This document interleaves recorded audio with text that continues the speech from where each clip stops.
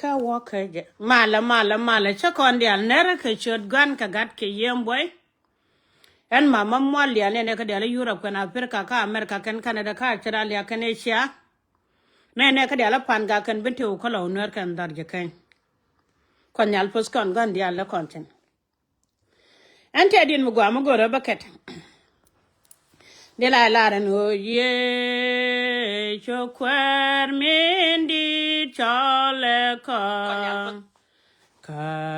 jaga kan bane jengwar chale na wimon kendial chawe gad kamalebin ke chang tin te loi con long ke ne chang tin jaga bong ngot ke mi shode gwa long e jen ban ne jeng war kara ye cho e jin wan lo kada Jin mo je ka bo me long no do te ke kon ni chang le nyen do ka ngani dial ala no kwarani ye chukru so cha kon jo jale ni no ngani dial ne to wi mo na mena ten no mada par ko no konal wa no kwarani ye chukru so le ni no ngani dial ten tan yam dan Tinta Jordan te kan kon kananen kon yal pol yene dia le chebentene en pante video de maton mi chara kod ka bangod bara ide de tam kan te ko kien ti sila tiemre de go bakalat win mo na me cha kon jono gwando no kon cha wa lo ka kon win mo da kon tinene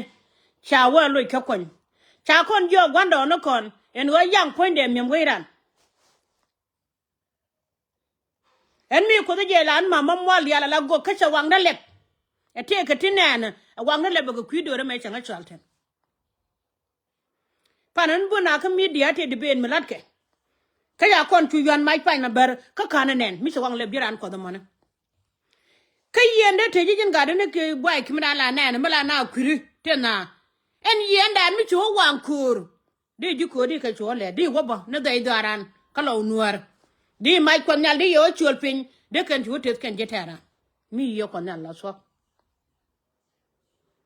ala kori ye chukru so yela na me yene ideal tin kan e shara ya laka inter yen kori ye chukru so korani ye chukru so titi keri yetke tanam de la bible me dum da karade e she kwere de madana she suk bible dum dan kon dia yala di de bi na galong Kodi di bit chalat ka choka dio. Cha wo paron wanga kwilwa.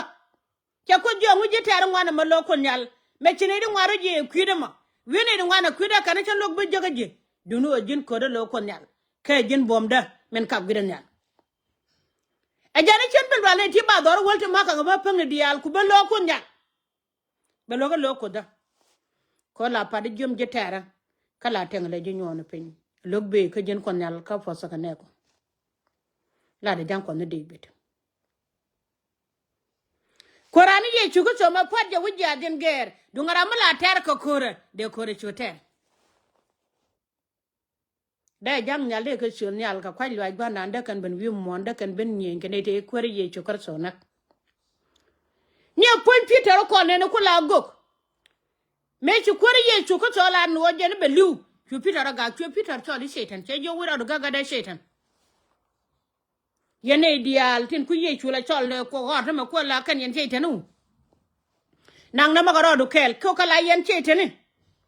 ko korani ye chuku so kan kora kanater cha ja cha ga bana janga yene ta kana gan man ken ka kan korien ter ngai chu goro ko den cha kon teram ron ko goro ko la ro da ya ga karada dino jin mi chere ko dun ya le chol pi ku kwido shubi ni yo e chene te yo be jak te da ngadi de bijak ba je kwen gwa mdungwa mandong mudi mi chara ngade ko lo kwen gwa dungwa wujit gwa de lo kwen chen go mandong ma chara kan ya gwa ta ten e woni de te lo jek ten mi te lo ko chong no ko guru ne da ne kwen ne nyede de te lo ne lo jo ga ka mi talo ade ko chong ko guru ne ko ngakwe ne nyere da talo ndele wo jago ka gad ka ndele wo jago lo ne kwa nyal kwen riet kos kalo me tede ide pana dorare ko midi re jas kalo an midi e nga dore kon de ka midi amene de to kon gulo ti kon ko la kon nyal dang me cheda ka do nuori wala kana mada ka jeni me kwa kon to ni me ku nuor to wi mon e bi ko to ko bete chon me chwale nuor na ka kar gwando no kon ku kon tane me char ka wal dagan cheda ka doran kana mada ka jam kana ile tiena man ka ga nuora kaka ne te bel jadri o mete nyam kandien go mane kaka ne la guk kaka ne kurishene kaka ne ya won kele pa galati ya tan tan ko chikan gujen wote dia ne kan jibusene ne braro je yogo ja baro kula ko bene da go baro ko wari be kanya ko la ka che tok gen mi ko nyal wang leb gad kaka tok nyaade me kon male wang le bane gada me kon mal wang le ba meni jien wa pale wade jiko chenana kerke me se aller cha pal go kon nyal kam ne pa jut ke chungun ay ka ta loade wa pale wa doin madu te ren mi cha gore ren kon nyal no mi cha wi dun mi cha ma ga ci bi nyinga na kana gor duno de juko le jogira mo mi chere ala kan ke commissioner wuje me chwale e binti wa biara jan chalat bialem ke chanenen boko media wi mon keleu duno chanda wona doctor ne chama ne ka te kana leng bia beleng kadon bi video na me biela wajak gada ntaga bintiu en ko ga nuore e chala kanija e ko brang yena men ko chalat kire me cha wo gwar yang mengun kos cha war yang me jega do me dor bi ko nuor kan ko dial to jinde wo to go gondo to ko kien ne ga chodor me chala nuor biga nuar gwanda dialde ko to sin ni ga chodor mi shala nuar in kwange ji e baaju kwanya la ga benor ko kwinore yende ko diala tiri cha yusu ga yo won obi ado nuri bi abanor e be kor makan matuwa ba matuwa re nuari be men nuari kana ga nuari jala pai pai wale ke dundun yenji yone be ko nuari ya gwende nuati e kos kayen manda be diala jen go man wi chine mane ante gada mi cheja ga jawlo de che ja che wi lo gada ko nyal podje eni te ga do reba bi yana wora mai mi che yan ga nore ka biya ban raten ko jegra ne ko nyal nga chaga la wut eno mi te mi ben ka do ba yu lusin ko ma ra kana gwara ba gang ba mun gwa no ko te kon ba gang la poje longa ga nuere mo ora ga chawa jama kan raje ni chung la poje je long la poje je long katana me chada malar mala ga abata da kabana no chada la re chaga da abalar mala no chada la kachen yoga da chamba kachen ne nyu dor tere ta ga da chaga da mata ga bente u chanda nyu dor changa mala da kaya ko me cha kula jin yan ga nuere no kwa ye use bi ador ku bi aka da bi yana wa chup chere kare ko da bada madam ne yake jida na me bugoin ko konya ko da ban yara re jida na me bugoin ko kos konya lung la lije de ne diala no ra ko to picture ka re ga me chalar chenga de yeling de no do no ra ngo gwanu go gang ne yenda muor mi chi da muor na ko gang ne yenda go adung na ka jin ta ma da ngai go na ka jin ko che je mi de ke long ne no chu ko to ne jang man jana to ko la dal ka gad ko gari am dole ba wi do ken kira na kai ce tan mutare ko je chang nuore bi am dole wi do batana ga am kel me chere ga der yaga me log ya batana am kel me log ga der yaga me log ya me chalan me da me min twel me bula dole da ne chala ga luak chulo nyu di al kwaje wa kan kon ko roda kata min tien ma kar ga chikan bago dole cha ga luak ga liwa tok re do nuore dum tega te ma ya ga do so pye kwan kon changa re tega dan wara mugwa ni jere chogyo lan biali ni je yen nuore ko bianak bi je me dial bi ko lodot cham je dial kala do tone donwar bero ko loko wuni sharka ne jero ajita la de media chu de dala video na menyen kama je jalinga gadio ga linga video da ki der chengu sho seli mor ga seli gur gin gadio ka seli chegbo ray men me dara la ka men ben tiyo do kon ina me ye wut men ben tiyo ma chi bara ne kan man suok te chinen te chi ban ki de chi ayo ban ki da kan man ka ben tiyo man wora dele akwa na gok seli chengu chum ray men me dara la ka men ben tiyo ke dara la ka men bule committee ga chengu chok chi da la de go bugat ko bi ko kam jang go seli chengu chum gin gadio ga nyam chi jin gun so wud gwanu wo mo ki wet biya gang gwanu wo de ne kula yaga la jin dung na ga jin da la da te tel ne lat kon man dial ka media barwa chin ko ka gad ka mi tu ogre wi ma da kana lo ka gad nuore shon mi chala nuore kon kap kele ne mi chala ra jin gadio ga jin gadio ga nyam che jira mi chum rai nuore ki se li sur rai da jane kula ye tim ga der yaga ejana tim ne ma tim nyal ko ma tim nyal na na la jen ga der yaga na la jen chana ga sup ran cha sup che kwan kirang bi jaga riam gan hore tel hi lot radio ra chene para gan mi chilu tel bedat kan hore ala jin yana kwang chora le mi chalat kan hore ke wude me chal dollar me sup ga dang baro te cha wanda ke but kini parwere dara kon hore ka gade dare lo nuore me wanga de so me wulit me weje nyot ga wulida kana dol ya jal nuore bian waru ko do nuore ke yene tiri yene kon mala ka da pikane ti kana jo ye chot ken pani yene pale ka kana ti ndong ni yo ken ni kana ko re ken ka liure nuore tel melal kana kon nguba ka lel kon tala duor yer ka ni chudan kon ni chala nuore e nuore ane ri pal puwa nuore chi ka ne ri pal puwa cha kon yara ga de kon ko gor ka no kwari anaka ka kwai ni ga tugduel mi chala nuore mi chala kon gwanda an cara nda kwanya na wala mi chala kon gwanda an cara nda kwanya la gabanor mi chala kon gwanda an cara nda kwanya la ko deni kelo da te da lon ka gaden ni kinya jai ko che won mi chala ma ka ko ku le jok jin wi lo wi ka kai ni ka changa ni adoran ka binti ma na piu mu chala da na te dol wala ga binti te dol goro mi ka binti madi ka ni ko lo ka jare lo ga ka yen ni no re ye che jaman no re tan go an changa da na kon ga ni de wa na se ka ba ga yen ni ko ni cho ko wuro na balari ya tamana ala do la ja chol ge chim la chol do chi man nyanga de mo chek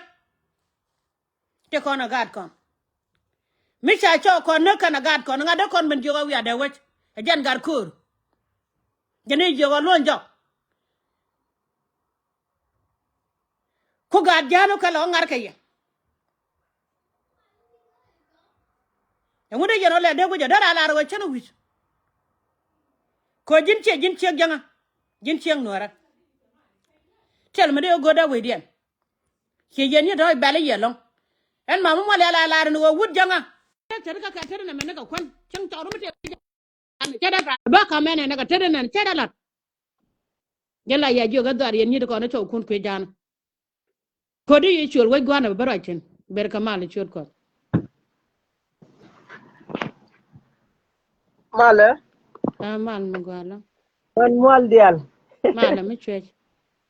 kare taga ka gulling long e jor sere ka galwa pangwel mal mo gwa gad ka so de male mal ne lo la de le diena ma beaucoup de cholia la o bugwa bebe amen ya amen men to le cham kon mi yang kwaji ta ba wo long la man were ti bi ke le gwam ni ka dang jog yal kwaji ta ba wo long amen lakin kan kon mer je kon ji kan kon mer waj to ke lawo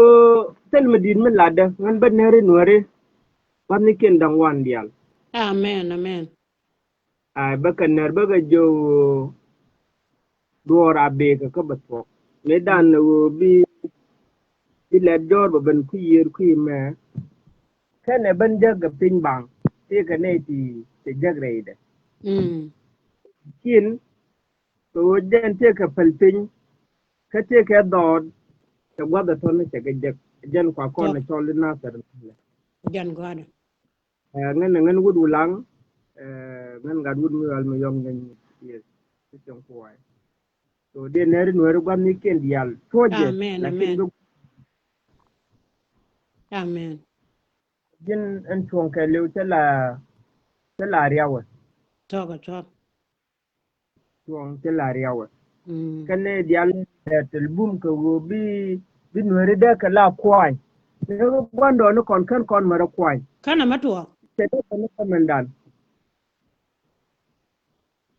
te da jan bana goda da mana me kontin en ba gan mar dial tin te ka lo ba kaner amen mane amen ban kana ser el kubra ke le bener amen amen ai so amen lad me de tene lad me gwa bu ko be choli so bet hallelujah jongi ye nuere gwa mi kunda ngwan amane panja kan men chen nin bad to ele mila ken chitu rone je jan toyne a rotke bu gwa de beto amen a amen jeriye amen ngane bi ko mal ba ta tele ye e kon nyal podi bo gada doran kel yo malien malle e ko chunga ta kel ke ya mm ko chunga ta kel ke ya be yik su ke rajen tilare wo win mon tel mi tu kon ba kwen ko riet kot tel mi tu gi mon me ne reg la be ko bel tu dunu am logo kan nore jene e jen wadwar ke ko dirane kono ka ba nang rei logo de ko ro kwen chuki ni kon kan war kan wan de kon ko mo ter tel mi non ka warap kan non ka gogrial kan non ka bur ka che bare logo dial kan kan gad jan dia e jan ma kon wor bo de kon lo de ching me apal kon ni de kon pele me apal kon ke me che tanu ne chene lingo chi wo pal ne ka kan tinde ban ga pel bu ko ban bele ke jo kan me chane tu kam dan ka ala ja ko won no ko de en me che da man bela ko wacin ne da mor da yake yakel mace minan da darun da yalla ka ce lok ka guji da yelon kallan ne kila raji lenia ga fide to alladije to irun da kuma koi eno eh go po kulo ko jirun duka po kene da yalla da walla gan kon o ci kon da mare ne tinas duka po wan nori ka ta la kwai ina ta la kwan ke musla dian chaksi mi chine dial kon ndong de kule tek ko ndo nuor na ma cher mi kul la de ne wo kan kwar dial kon la ga nuor ten kwanke e ku me kier kwanke ke wote ga mu chwa community dung nuor mi ku exist ka so Sudan gen gwada chejen gen mi ku kan riya ko wo bi gwan min tam kene ku ne to ko kien tel ka dul goro gad kien tel ga dul goro tel ka dul walti tel ka piutu go ti matke tel ka dub ti jel ka ke ke ma chama na gure chala gar kor ga lwa ga ma chura dial te chala te ga dagan dial te dagan dial tina en ti sure de chanen na mi gar wal kor wal ga ga lwa ke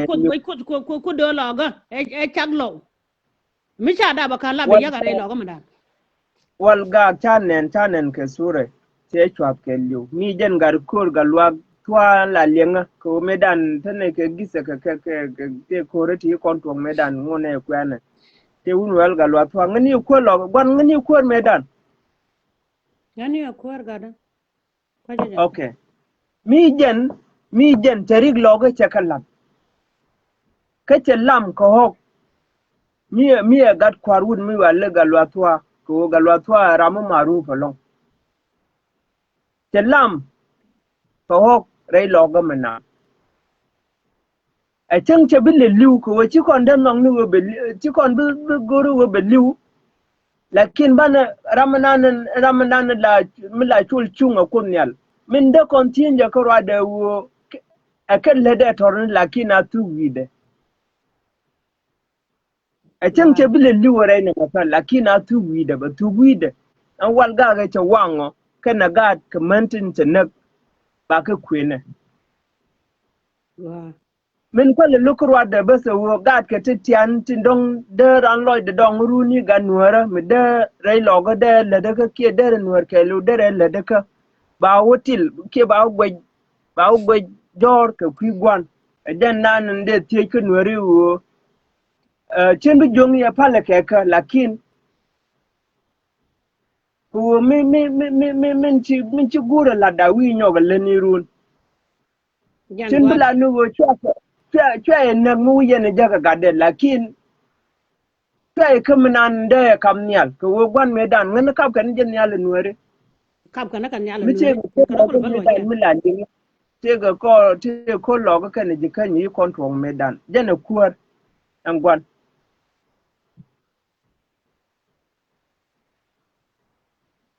ano ni malite a lat ka kam lo ko kan ji kan ya tetin Jan God. te jan e Mm. wodi e won no ko wi lo ga kan no ga rul nuara ke liu e ti ma Hello. ji kan kan lo mi baro ben tenon wala la wo be banariya nuara ka ta gwan ta kam nyal me dan ke chon mu gwa ka mani kwak te kon te kwal rom ne je mani wo ba udol gora ka kwang nuora di wie ba te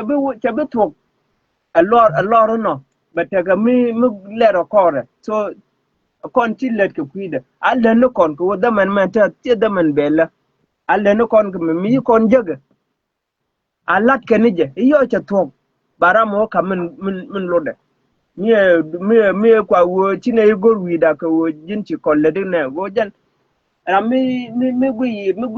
nong nu wo bi ba kula chan no gin chen nong ni wo ba la chan ka ja chi jan dan no ke Mm. ne dia lo ne ka kien a chen chan ni ja tol wala run ba ban ta gan mi ba da ban wala yen man ti kula rajin ta ka gat ku jin man nya bot jogo me raj ka kona tie ga gat ya ba nyoga dam ko chun ni nya bot jog ke bot to ga ta Amen. Amen. Yejen, ba tuoga wo eta jeng ni minano gorka a rol nwara min bi ka nang nyam bi gat ken gwartin bi gat ken bi ka la ba lad mu gwa ba jeg wi jeken ka ba dol wan to go ba Atok. ga jeg ka bi ga jal Atok. ka char to go bi ka toy de tenye ti go ajen dan liu ka gat ko wala man nya borjo Atok. Atok. lakin te ka ne ti lat ke je wo te de mara tuo la wo akula to ni kan gwam ti go bu won Eno. kan dol go ti God go ken ka bi ka man ni kan Uganda. God ken ka Uganda. Ne ka men ken mo jaga ne ka lat kariam ga nuere. yes yes so riem ga nuor na me che dung lora chengen ted ka men chala ni ken yam nin lar ye gan mari tin ta ka front line tin ta gwam to ko ke na wo woneje bi gwa Amen. be ben Amen. be Amen. bi gwa be ben be to en Atok. tele mi Atok. la ken ti tu ya re wa man ni chen a le be run an ka bo ko ni yo ga tianga mana te Atok. ga gwa da mi la ka je Atok. eno kan mi kana to ga duna na me ka ci nya dang mana ba ga to ko ken nyoga da ba ken mu we tung no ko ne ti te wa na me te Ke wa ye ke bitu jiti God ka chot ko tie de ba mutu. ga to ko ken Bara ne ka man chikal kon kan ka nuere ni me ta kon kwa ko ywa ko nyala ba ne dot kwa yene ne. Kia de mutu chele je. Chel mi ko ko na ko to ga chel fakir. Ka chel mi ko na to yes ga junu. ku an to do bidwo do be ne to ko ken lo nyogo no ne la wo ente me na me ta ka je lo ga chang ni me wa wu na ma la mo chen ke raida chen ogor ku won yo che ngaji ta do go du nuori ba wo bi na o mala ngan ka roi de min dit kie min no ke je kan di nuori dial cer ka me to gwan dit ni lo ga ke cho da gwan na me mel de ke man nuori tv ma chwali God kwira je. dat ku roi mi te ke di to ko kien ti ngaje ka roi ke je ka roi ke je gwa ku wona me masiri ya gare ci da benir won bi nu bi ga nuori bi ke liu eh ta kon ke wadu 20 ta kon ke 20 sana ke wun mishwale self-care. Tokon ke wadu 20 sene, ke wun mishwale garang di mabiyor. Tokon ke 17 years, ke wun mishwale abiyela liyer. Ke runa ti michi wuma duka, anda man ke liwliw ni ganwara. Gara ngane de mu kala wa gare ko rabia ko roter ko yene bombuam ku kala nong no ko lo ga kare kwan che mari che me de mala kullu bakare ka Allah tara mana na ko ko ter mi ko ne chuba ga beluksin ba kon betal ba kwaka ba kalak ba tonga kuntin ba jogo nyuru tarjab kon gare gwanno kon kan ka samaru mite ka mun mu kan samaru injilis ka South Sudan de lari rol nuara gare ko ne ce to ka wo bina ta ka mi ba ta ka so da mutuwali so da nuwar ka South Sudan ka nuwari kan dangalat kan tare da kan ana gabila ka 64 gabila kan kanalat ci nuwari da mana kwanya wala garce mare nan tamat ka ne ti lat ka je wo bina ta ga mutuwali rol na ko won South Sudan me kan tel millet da kon e pi tan nyen ka kwide ko won South Sudan mi kan riga ko na ta dalat an wale ta ngano ta twak ta yi jowi a nyora tar ja tele kon makam ke ye ka ta le yenen kon tiene me kule tilga na juban ta me pin nuara anwar dede kula dor mu ne gare dor no mo wala pel wala no wo ce no goja la da garana na ka wala ba wa kwa ka wai ngani jan la da wala ringa charge non ta ku yen kon gan wer ti to kon mi lat kon me dan ce ne ndi kon ti dial de gen jo wud mi wala ringa char cha gu ni wo ne me ring nuara gwe ke ni wo ye ringa char non ta ku yen mi ti ka long ki ti ka mi di long me ne ta ba nuara ku banan ta ba go ne yi ce ga wumi wali wuda bana na mace wali gar wuji wala ko je na medan da ni luga ni wo ta mal ta ka jang an ta mace ta ti mal ta da amma sai da mu waka gar wuji wala na mo mal ta mai da mal ta da can mutun ka rin ma char ta yi ne rin ma char me fen na wo bi na yin ka jang ne ci gwata ban ko ko kamin lungi baka jalla den to da an do da namani kam nan ko min long bas do da nam baka jalla la riu jetin ci jenen te mare logo ta ne te kon te jen ka tuwa 13 ta kallai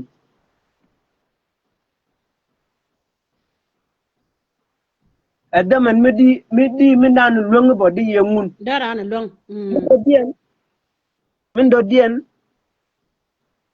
ala gan manu kon dial gar da kon te ke mi wali wo da kon te dan da kon mat ala isu bin medan te ga gise mi chelling ta ala da en Ethiopia medan ne be mi wali Tigray chan be kume be je ka wun mi wali Mengistu al Maryam ka ga Tigray ti ci da rayuwa cejan ce ci wo Europe ko ni ka duka wallat ka yomiyani wini ba bataka anaran bataka dariba mu ba yorpe mitwali tengan de la do mitwali e jinga nuara ti ka Europe ti ka America ti ka South Sudan ti ana gwa ka Kenya ka Ethiopia ana gwa ti tin ka tege di ta ka dariba mu Europe ngad ma ka kunuara yana a chande kon riga me da kon solve gari ramichi kon luga kana let ka kwide changa ga chai kok edu ne kana ji dware chi dung nuara lakin lan nim nan la dung nuara gare jan nan de tikiye goja jan nan de tikiye so de jowo de yen de ilim jin man nuara jin man ya bor jowo di halga di life do den di nyogari alaka di yemen labala jinde di yemen labala jinde na me bi biu dung nuar bi yemen derang ko wonte ma roi no kon media let kon advise ni bel na no rokien tel idea mo gwa mo kwa kamra mo bina luk atok bi roi na money iyo chana kanga jangate wo biya wana mala binaring tin irun bana ka unyo wore gna ala bina da ka wore ala da ka jang ko che pel bara kula nya gara ala ka ita na re mala weri ala rode ka so andane te wo an mala me ala jep me te goro me tugo no kon ko lode ne wo ba kon tu telle kuma we me de te ke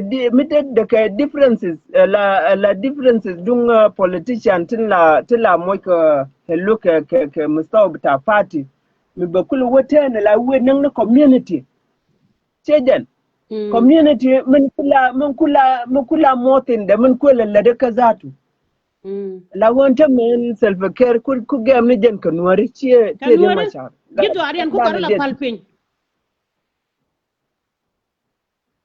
den de tieje na mo wo na me a planning me ari alaka mo ko no ku jen ko nwari bana tiel ka so Sudan jen nan de madiya na mo bana tiel ka so Sudan bad ko wo chukut kon to kon mo ke wuni nora kel nya wuni ala to dan kan ne kan gan man tin kan ke re dwar wini mini bi ko ka pot amen ana ran mi ga nware mi tiloy da ko wo mu nware na me ta da mariya ko wo na me a pot me akam go no gwando no kon ladin ban je ban wo ban je kula kam ne gan kon ke gad kon tie mi de ban nan wala ke wo iba na no riam ne alka Uganda ba na bun wanga ka ce jala miskilma ka wo wori ka da ta kere akwar ka wanga gad ken ka wanga gwana ken ke kuwar ati kapel ko ti chela ka de ka nyago lane ni wo na ko gur ka na ko mor kan wo da la ni go kuma ba den tele kuma mila wangte kuma miye motin jagba jo nyure be mo ke himaya be gang mi te gujubu ma ci kuma gare yenga jagwa ci mare ko nuare yenga raje mani gwa gare na me te gujuba ci kuma a konta kan te wote ga kuma especially tasriyate konte lat ka te lat ka bore ta ka perga lat banga ti ta mat pin min no rakel gad ka chelo ngo kon yalbe to ga mi te gidi ko bidana Petit amat penti bina let ke kudien. Ewo ba nuore ba ka displace gwan ni ken dial ba dorken ba ka wang. Yes. Ba dorken ba ka wang ba ka nak ba ka genocide ter ke me alat ka juba. Sejan ko wo bin bilaw nuor bi kule biet chandi ka dual. Ajena da na ci kud nu ci kud chunga ce wa kamrar wu ka to gud mi wa lolon. Ajan wulo nyama ba de chede be ko jani chata che jojo ko ngore che nuore tin ene nganne ka ga da ko na ngara kana ko ne bol makwe ko ne ngu kana tan kana na ka jirai logo ga nuore te kan tin tele planning mi de la de janga wala tele wunmi wali lol gar ko dreide tele je kana wunmi wal ta bandang ene min ne kon ko so Sudan te wunmi wali lol gar ko tin ka jikan ka ta bandang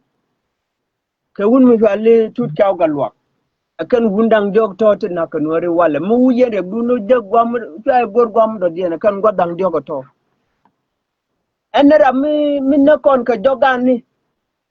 kan ne kien lawo group tichi let ko ba nuwari ba kan ne ko bi ka kullata gwamnati go yes ko ta ga jone kuna kana ka ba ya ta cien kana pilani ne mo ne sha bilin ka men ken jabbo da sharaka kai again mama so again na mo miskile da na wonta ma gwamni kon dia internet tele ga kon te ka gwate tele internet chande masi da kula cho gwamni da cho kan wari dial kan wo do dien bon wari kon bo te won te jitken jaga ga tele tong mi link kana cha tok linga da ruwainati yen ka lad dunka na ti tagagadiye tarka wunu walire mashar kurwade nyen tara no no na chala kogra ba kon yala pos ko ti chala ti wallo da lo dan ko alu wo to gela ti to ri ba kompen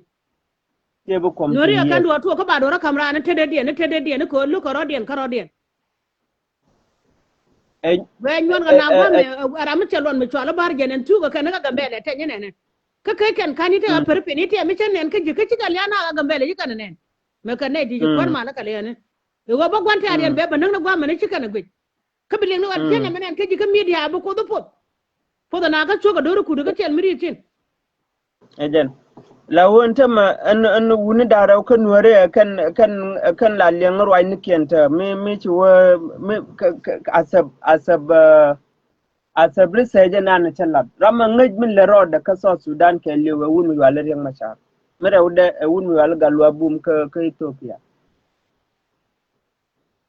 chejen por wani ti yen kalat da na roken mo ka kel mi de lalet media ni nuori dial anta ma yiga gagi ga tiel che nyama wali nyalel chejen telede bum wun mi wala telede galu ra telede bum wun mi wali deng twang chiga len atin kon gari terwa dana me jen mo koryego te mi cheling medan mi wali bana fa mi wali nuor ka ngwan mani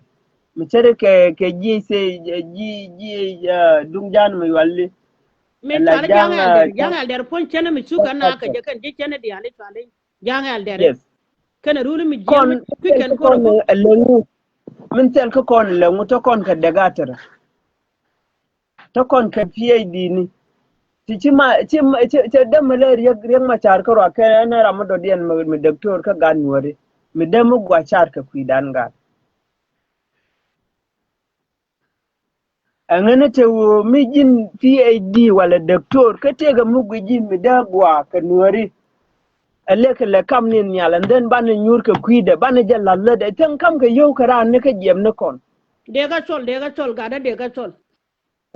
tan let kon mo te margare ban ro kon let kam mi ban la let mi bi kon te grun ti bi gat kon te den nanu gwa japa lakini u bi arwa ne kon ka ngadega balat kon ni ga lan ne me tan ne ne lel ba linga kuimba barar ka kuima ga bi ngutwo ko kona ga kon wori tan mi lat ke wala ite le kon unity ma ite no wala chen ke der ke der unity dor ke wala me der unity ke ga de pila unity mi ta yi di yen wol mumkin de yen kwa ga yes ko chen ke chiang ne ke lo ate ge differences mi chi ni je tem kan ye mat ye ya ga but telo no chi adak telo no chi adak lakini ramen chi interest mo wo interest de gore la jeno ma edungde te go darun gore je la wo edungde che ka mutaga nen gan ga di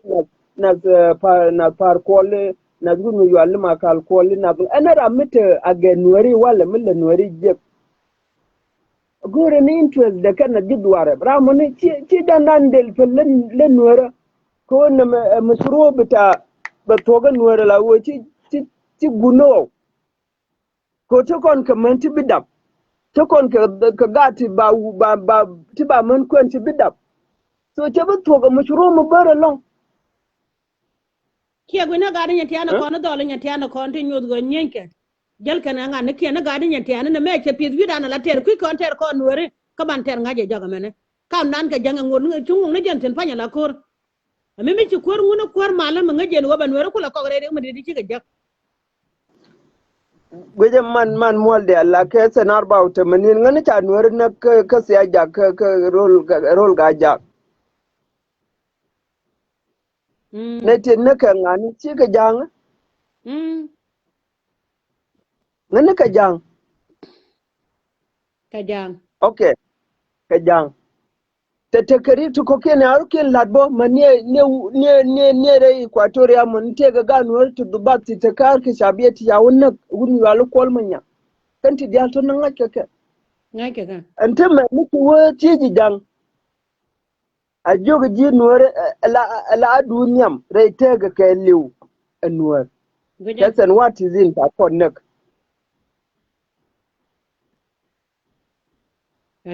san what is in ta connect akan ante ma ngoda mulat kana wani walire machar ngane mujirim bita hariba wala ka wo lada to ngane janta jaga mujirim ha zaman te ka sujin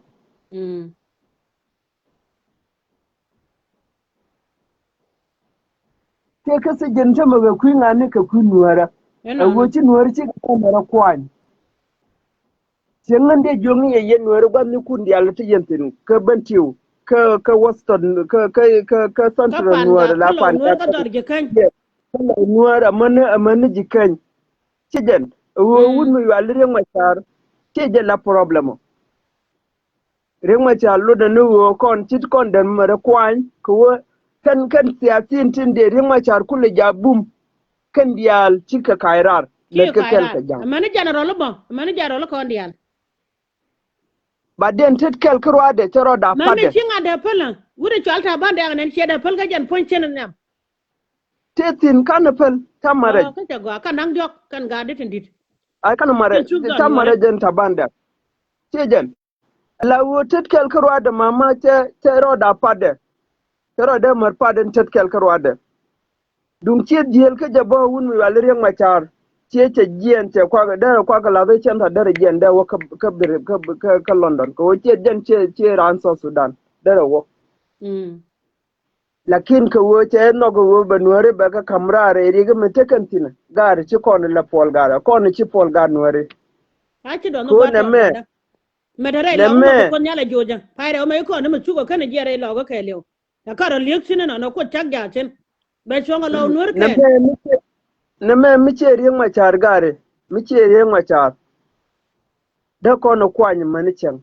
lakin ko yi ko kon mo ci kon kam ri machar chen ne dia la ga ka ri machar te me ku dun ke lok dun ko wo biya tok biya yo no ena na ko ri machar jan ti do le nuare karwa da tama ri machar te me la da kal ka malice ne kwai sejan kan na gadi titiani ana tor gang ni medan ke 2013 ke duba titiani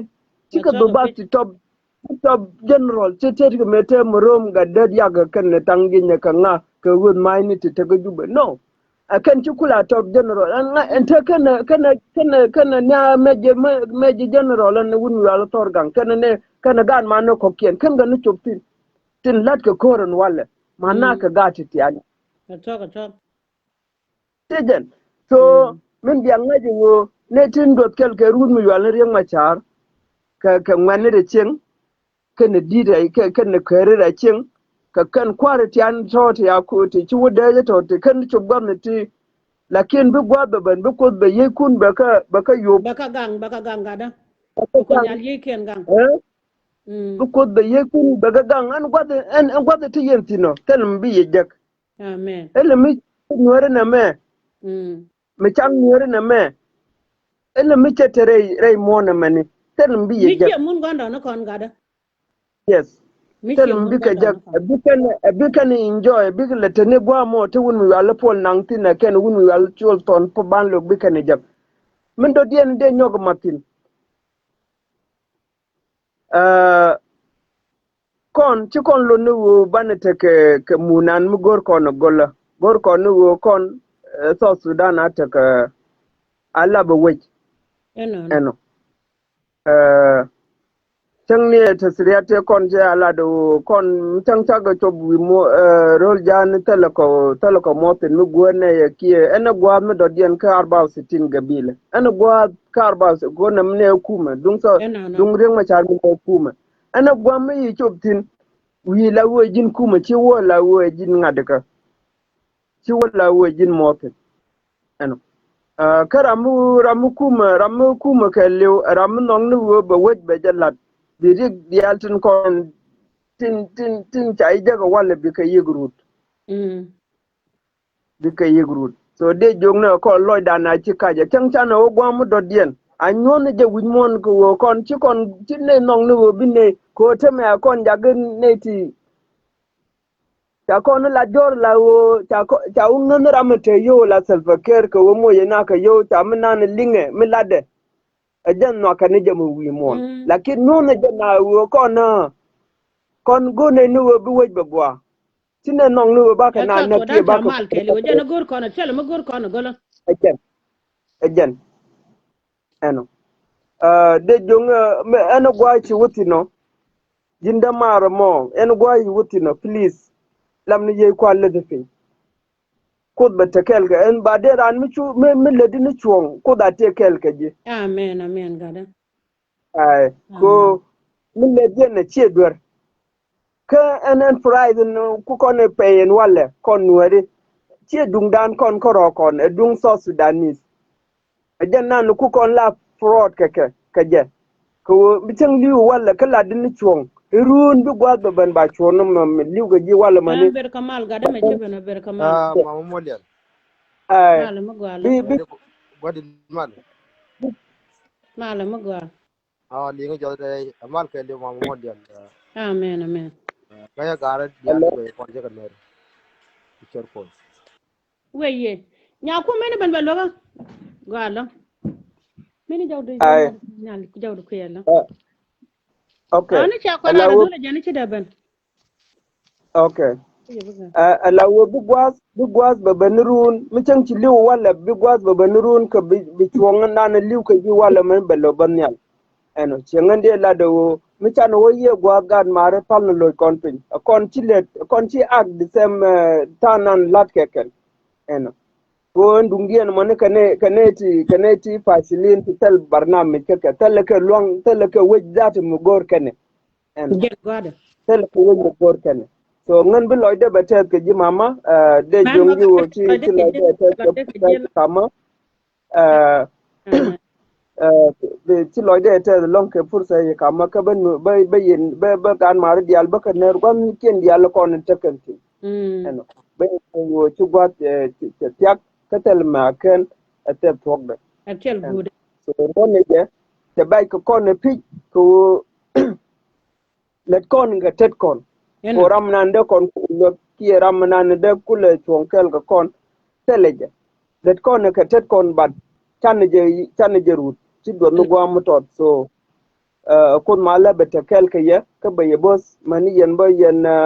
man wari ti bi gwam ni kun dial gwam ni kun dang jog dial Ethiopia ke Me gwa den to ang keme chenera. Ci den to ang chenera. Ci nyalele chenera. Ci nyando mm chenera. Ci galuk chenera. mm Ci dol dia la mm gan mori ci ganere ci di se man man nyago. second yes Mm. so tell me that long ka ye lakin en la de le bien ma ci alle de longare min no ko de run bi we dan ma ne ba gwa ka bara ma chon min telat Men chala hallelujah. yes Hallelujah. gwa na ne lekta ko Pone chang. Chala da te da ko nyal po da gada. Ya daga chang gwa mal wa. Ko do no rejal kel ga ya. gwa Mini pirera ko nyoga jeng ramadane jende nungre. Chalo ga nen nyoga. Per kamal. Ramu gor bare ja bare ke chod jita. Cha kon joga nyen wandial kenyen ko de chang wen mon be ken dial su. Chene kus kenyiran yala nogbe kamal kagoy. Ala wonyin won mon dial timu ba gweni je ken men wori be changa ba ga biaw gene ken. Che goy ko nyal che chakwo be bendo nuore. Abaga tugo ba ko la dol cherga men jani. Abaga tugo la dol cherga men morleni. Abaga tugo la dol cherga men tet. Gende balat. Tilate longa da ko che bandul to na gor ben ber kamal. En ba ben jono ko no kon wer kam wan che mar mana rodan. Mana rodan. Kala ngo ay che kono lat. Te ka men di ci yoti yuti ken ka mun chen chor ken bi sala wal. Ka kan nge chal pan ko gad kon kare kur. Ti yokun ci ga chop. Iyo mi ci koro la palpinya mat bi chot kun ban chal. Mana da balane jala de ngana jogan wala da malane je. Ko gad kon sup kan ti dien ko kon sup kon nyen kwan. Sup kon nyen buda. Ku ja gori bi chot jore da nar. Ne me mi chol man men wori di yala ku di oni cheng nanga je. Cheng pa ikwen wale rungu chen. Mi jin cheng nwara. A che guro beten ba paga chen. Jilet palu chin along. O mai kon yal bi ben tiol ko ka chin men pa soro kon dial. Ka chin man men wori dial mi ku dur. The my do be able to part lede. Bishop be able to chuma God call lede. Ten dial chilet kan don wara. Jala jogan man ya bur jogro ngadora. Lagara dan chiang nuare. Miti amatu ako binti obara chere ka loida ko dore changa kwentin ka chaga dab God kan God binti odokon. Kan chiek dia nan yanwara kan chiek dia. e ya mi to dai law nuer an bara chiro nga dor mi changa kwen tin ga cha da gat bara chin mi te mi jeng ba tin an chek den mi te mi to ga pan ga borong tin do rong tin mi te mi to dar ji kai rong tin an siang nuera mo nga chek la ga ro da ko chang kwen gwa te la gwa me de ma pal wa cha da ma to ko dora me dal nga pan ka je ni de jan ke du ngan ka te cha chop ku binti udol ka no ko ci kan nga ke media man nya burju ka nga je ma no ko de ba dol chom ci kan bari harba pala ma raja ko missionner ko nyala tin ko do nu ra ja tin batana karam ke misalo de kala ga der ya bu ko de jere ta aramane je jo ko nu ri sia mara kwa ko kong ni go kwa dora lo ko kwa ne pan men ko nen ko ko media mana kon kan gwana kon ke de jo yen don ala godo ko ne jel kana chwana ka jang ne ko media ala ter janga ne me gwira ne ter matot ne ko nal ke ter matot ter janga chere ala ke pije wo bador mi chwala nuwer ibesu gun mi chwala sel fakir kana ne ga gor ne wador mi chwala nuwer ibesu gor wador mi chwala nuwer be wo kalende ha changa la chang le du ada lor sin ka loblo kan were dunu wa sel fakir ci ko ne ala bindoga kir ma yadit ci ko ne ala bindoga ko de tan yala mo che bindoga ina gwan mi cha ya dabsin gui ko ne ala tena me mun gwanda no ko mi bi ben ja wale ba mun le ni ci ko jaw be je bindoga jala la no gad ke bi ko ter ka bible na mene ko tin ñoran ma mam malial bible mala nga ko la ba murtuye de ba jal ka general ka dial ba jal ke bor jogda deñ mala deñ mboro boy pak deñ rel goy de rode deñ leñ bom de tidia ba jal ke bible na mene gad ka ten go la ga rode man woni korin cha te nori o ter ga de don mi sala nor du ga do ñon ñon tay ga na te wini ke du ga do ñon ka na te wini ken kam la re ga lo go gad ke dia lo ko la ngaji no bum so duel nori cha lo den ko la de dionu ko ci ka lene ne ken bu ko la gwe cha lo de la ka kuore ko ci ka lene ne ken bu ko la gwe ke dor me de ya dun kan gad ko tun ga ten mi chen gwan no nge chene chene ne don wona me dor mbumbu ma law dun de jo yen jarol di al tare lo ga ti chal ga nore tie mi chun mi chal nore tie mi chun mi chal nore ran mi mi jeng lat ke chiro ri de jen gor kan ja kon tela kon ter biti wadaran yen gad bul di ala ta kel kama ka gudu me chali e ngad me ne ma kal kol boy rodun kor ma kal kol ka yen nore bola jen bol ge ga ke dine ge ga kara yet ka jang kia bol warap kane nan ka warap ka kon gan wuri kuku cha do run cha da ban daga ta don barana rawo rai darian ka cha warap ka cha da ka cha bor ka cha da kon nyal men no ga je mare bor mo men no ko chung le je de na rit ke je kane changa jaraw no cho men no kon hal ke de re de la ret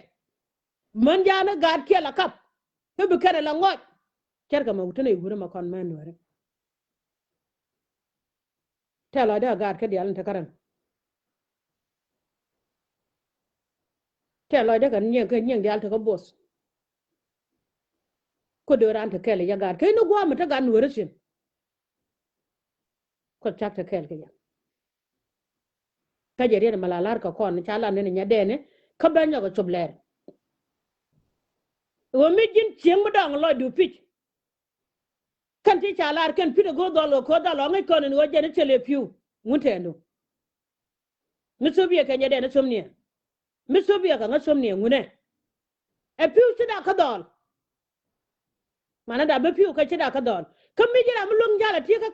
ka wor gwa da dol ti no kele re ne dia le sar pa mu le sar pa mo mu le ko ju mo ne ma cha na wo gulo mo ne ja ngana nga jara cha no ngono dia le mu ci kon jeno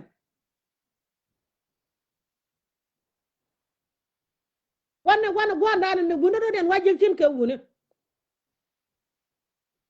ani ci loy de te we ñor ndit ga ne na ci loy de te we ñor ba ci loy de te be yik su ga de ga to wi dan ne a kon nyal pod yen dial na ye ga chodo ran kan na ye chod kon nan pal kon mo ngi kon ne te me da ko re di mo di de ci kon je kera mo ko media ko de belat kara ma do den re di mo kon je ba kon ko lo bu je ko kon de nen ma mo le la de ga tin wan ba nyera ba nok ko ce la ro kon mo ko kon mo ri e pich ci nen ma mo le la wala sha kwen nyaade da pot ka kwen ga da pot mi ri de cha be bi cha wara da la mi ci ran ne bala da mas ko jalwa ju kula jat ka loju bu kun yalla kula ogni ni yalla ne ko nalten ko ka kon jo chenga do la ne chwalu bulbul in woni kon panana da kon tware da kon kapsha mi to ran ko be do lok da gwa badum ne ce chok gwa na te ne ko re de ga chen ke da ke da ga re lo ga ke da ga long ko guro te da ndi ala chupchin mana nga cer mala ne ke yen ga ke di ala yo la go ke lo do le chala rot billion payda kon billion mana kon kana gwana kon akun nyal te dure yen nyidi nga yen mala de nyidi pan ga yen nyidi law nuat me chala de nyidi pan ga la de je me yen nyidi jiken ala me ni na me e chen kor won kor ka jen gun ne dia di jo ga ti ka jog ma gok ti ka jog burul bi rom ke wune ga cha nyo ga nyidi mala de te lo de ke nyidi ti chwal nyidi wonye me chwal pan ga ne chenga da na te ngwana kor yi kon nyidi pan ga ne ya wi lo to le nyot kan wi ne kan wune ka ne chu wo chu kan ya wata ka ke kon en ka media ka ga de kel ka de do de wo wune ke re ko kon chwana wune be hey ko ko ko te ka ga ngu ko ngu wune ko kor kon wa da yo tang na mana kon kan gwana kon nang na juboni kam na juboni tega cheme pali chure ruwe je jana kon guar nene to ko na nyinga na ne ko logo ken jikan cha chow de cha ber cha ban pinya gad gon lene charata jen yula do te lingno gwa da ne to potinan gad yo gad ke jogu ya ga chure dit ke chow do ban je ko bud gwa charata chen ke chow da kap ke kam no gwa na chen tuba baga chow da mun bawor ke tiga ta chow na man ne ko nal jala da gor kon wunu kon tene bi ger kon men ko don wor mi nyinga na ko run wal yok tubdi ol kel mi nyinga na ko run wal yok mi ci nyen ke win mo na men ke lew maga te da ko na setin ta kare kur ter kan kor chan wuni joge te me ko ke tela wa ba nan tin e yi ga di ba nan jel na ga mal ga gad ga di ko ko duno ko ne te ko Europe te ka Australia te ka Canada te ka America chana tet ko ndi an nang dolo nuer tet ko ndi aron kajin miti ka kem tel mele ka kem mi jin wut werpin misele yekura taran ko ro do ne yekur ba yo mo yodo ko ya ba yo mo ko yodo ko ke ya miti tar pam werka chaga tar pam ne ba long ne da pa nyino kane te ga ju tar pam dan jal ko ne chop chu kon ro dun ba yekur biago ta ga chena no ga dam jende lat yen nyide ko ne tete wino ba nyora kel ka gad ko be yen yelo gwe e wuno ko chor wuno pen jal ne me ta jen gudan kam jana kana nuore cek ne me ci kuma tele kuma yanke ko kuma ce lo da ko ne chanen tenga dole jan lo ke kana chwa ti kwiken mu kula ti chunga tu kana guga ne be pene pene ka le ngod yene kuma me ne jen gude chala ma kal ko li ngod ba gura jene kuma ba ka je me jen gar kor ga lo ngod ba jene kuma ka je ko wen nyora ten